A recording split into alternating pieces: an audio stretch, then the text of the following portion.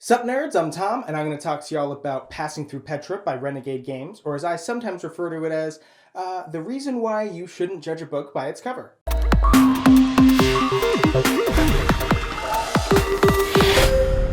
So, the reason why I say that. Now, of course, it's pretty common for people to say, don't judge a book by its cover, and that's accurate. But at some point, you have to ask, is it okay to start judging this book as I dive further and further into it? You know what I mean? Like, let's say this. If I think the name is dumb, or the art is dumb, or the theme is dumb, right? That doesn't really matter because maybe the gameplay is really good. Or if you just tell me the type of mechanic, oh, it's a worker placement game, it's a tile placement game, it's an abstract game. If you start judging it by there, well, you have a little bit more information, but maybe not until you really sit down to play the game. However, when I felt like I was like, oh, this game doesn't sound all that great, I'm assuming maybe I won't like it, I'm not all that excited, was after reading the rule book. Now, I mean, come on, at that point, I felt a little bit justified in being like, I'm still going to play it, I'm still going to try it out, but it sounds kind of lame. A little, it looked cool, and on the surface, it sounded kind of cool, but then when I read through the actual rulebook, I was like, oh, it's just like set collecting and trying to do like a little multiplication of the different colors, to move along tracks as fast as you can, to put down your little cubes, and the first one to do that is the winner. It's like a race to the finish. That sounded, on the surface, kind of a little boring, a little lame, a little too light. However, there are a lot of, not a lot. I don't want to oversell it, but there are some intricacies in this game that make it a little bit deeper, more strategic, and to be honest, kind of a lot of fun. Now, that doesn't mean that I love every single aspect of the game, but it does mean that I enjoyed every single aspect of the game a lot more than I would have thought. So you're basically just gathering these different... What I said earlier is pretty much accurate. You're gathering these little dudes down here in their different colors, and you push them along the bottom edge of your player board, and when one falls out the other side, it comes up to the top, and you do sort of like a multiplication thing of the color on the top times the color on the bottom, and it says on the board which color it needs. And the boards are all different. For this one, this green needs to multiply by the purple. So if you're trying to move along the green track, you want to have greens on top and purples on the bottom. And, the purple track needs, orange on the bottom. And now I guess I'm already onto one complaint. While they are all different, the iconography on there is a little small. So if you are planning on blocking somebody, I need to get this color, and I can take 3 dudes. What's the extra dude I should take? Well, I guess I'm going to block him because he needs this purple or whatever. It is a little hard to tell because the iconography is a little small. Every time we make a full circle around these tracks, we place a little cube down, and we're trying to place 9 cubes down, and it's a race to the finish. First one to do that. And I do like that. I like race to the finish things because, to be honest, there aren't a lot of games that I know of, that I play regularly, that are race to the finish type of thing. It's usually a certain number of rounds, or, there's something that triggers endgame, and then there's like a final round, and there's endgame scoring things, so you never really know who's ahead, but here, you do kind of know who's ahead, so you can kind of target them in a way. There isn't a lot of player interaction other than taking the thing that you want, that's kind of true in a lot of Euro games, where it's kind of more multiplayer solitaire, except for the I took this thing before you did, ha ha ha, which can be pretty evident with these cards. So it's mostly moving around these tracks or getting these little mission cards.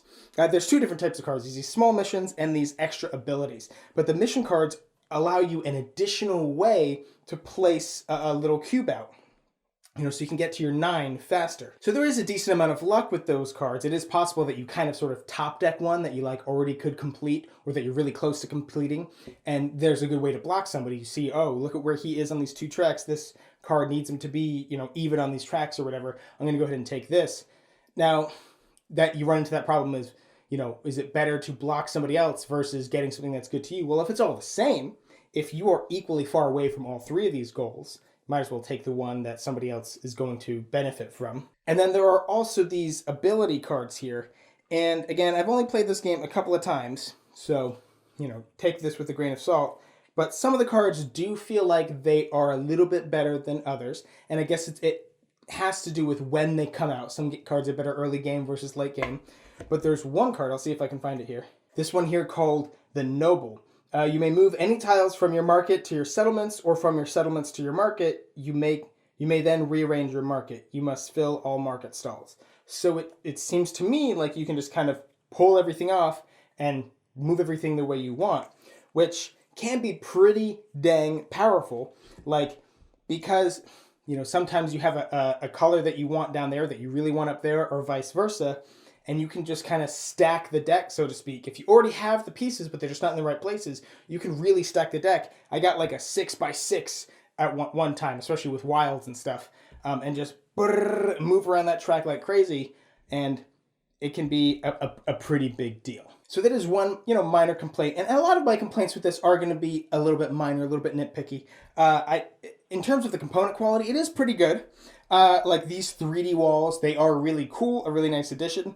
They're not perfect, they don't stay in there perfect. They're supposed to like go down and then slat over, but that doesn't always work all the time. Like maybe the board is like a little too thick, or it starts getting a little warped. So like you can't really, you're doing this, you're actually damaging it, you're jamming it in there. This little thing, I kind of wish they had put, I think it seems like they put all of their money in the walls and not in this little card thing. Also, when you line it up exactly on these little lines here, there's a little bit of a distance.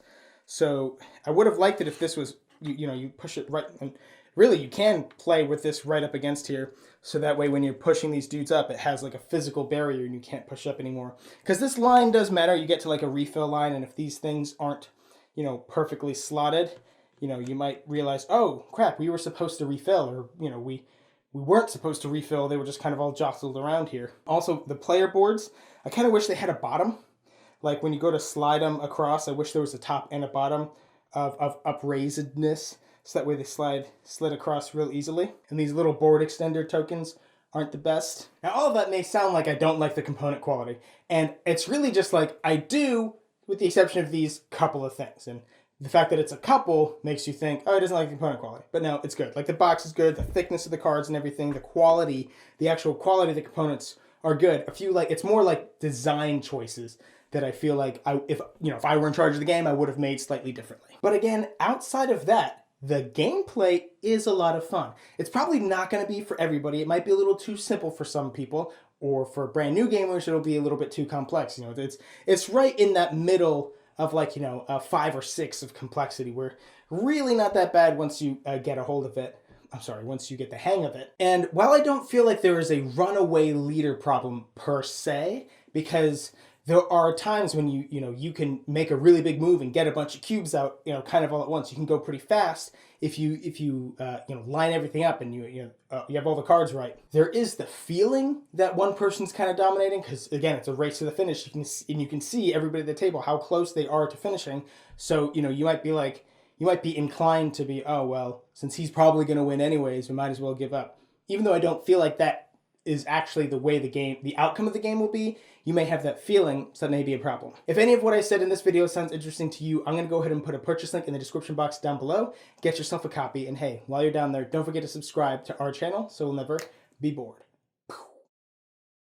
Power level felt, relatively decent. That card felt pretty high. A couple other cards feel a little high, a couple other cards feel a little low.